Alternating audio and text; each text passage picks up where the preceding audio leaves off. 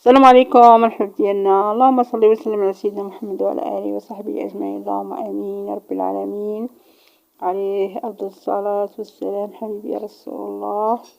المهم الحب ديالنا ما بغيت نشارك معكم هاد الفيديو صيفطت لي اختي وعند فيه الصوت ديال ولدها كيغوت. انا تا حطوه في اليوتيوب وشي اصدقاء قالوا لي من احسن حيديه في الغوات ديال الدري صغير. انا زعما بنخليكم الصوت ديال الحواله وداكشي الساعه الدري كيغوت. هادشي اللي تضرني زعما في سميتو. مسحت هاد الفيديو ونعاودو معاكم. المهم هاد الشي كاين الخير تبارك الله كاين في الدار البيضاء في مديونة كيبيعوهم هادو شي فيرما كاينة فيها اختي كيبيعوهم.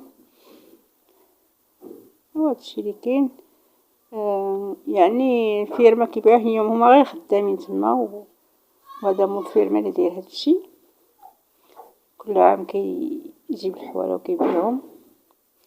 قلت نشارك معكم الخير تاع الله وان شاء الله نشوف الاثمنه ونقول لكم بالنسبه اللي في مديونه وبغى يمشي لعندهم نقول لكم الاثمنه ديالها. راه قلت لها صيفط لي شي فيديو اخر ما يكونش فيه الصوت ديال ولدها.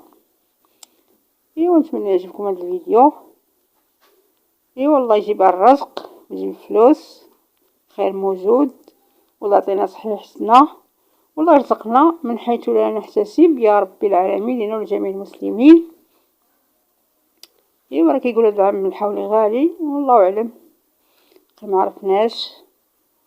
المهم اللي عنده ان شاء الله غادي يعيد اللي ما عندوش عنده الله. وهادشي اللي كاين والله يحفظ لنا غير بلادنا ويخلي لنا صحيحتنا والسلامه. وهادشي اللي كاين الحباب ديالنا. والعيد راه يعني فرض من الله ماشي مفروض اللي في الاستطاعة ديالو يعيد يعيد اللي ماشي في الاستطاعة ديالو ما فرضش علينا الله اننا نعيدو بالزمنة.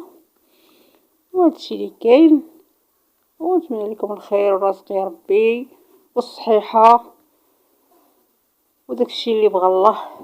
هادشي اللي كاين وانا غصبت وقت الفيديو كنت نشاركو معكم هذا حوالي ديال 2024.